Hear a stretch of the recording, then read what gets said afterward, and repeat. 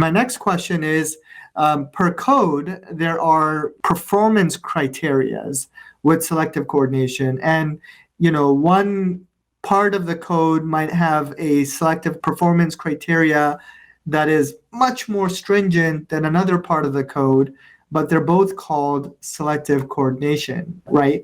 What I'm referring to is the time requirement. For example, there's two performance criteria that I've seen. There's a 0.1 seconds, where anything above 0.1 seconds cannot overlap. And then there's the 0.01 seconds, where everything above that cannot overlap. Now, the 0.01 is the instantaneous region, whereas the 0.1 is more or less in the time region.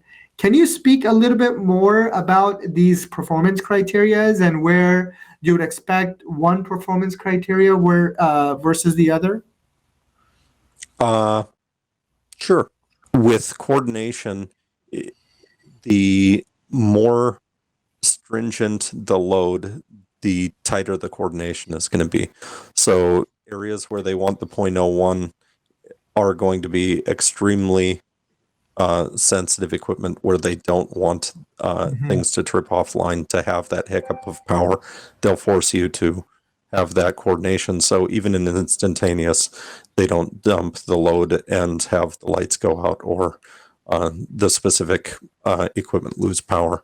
But on other ones with 0.1, maybe it's okay to have you see a flicker of the light overhead, but it doesn't ruin the function of the equipment. It's just a slight power bump.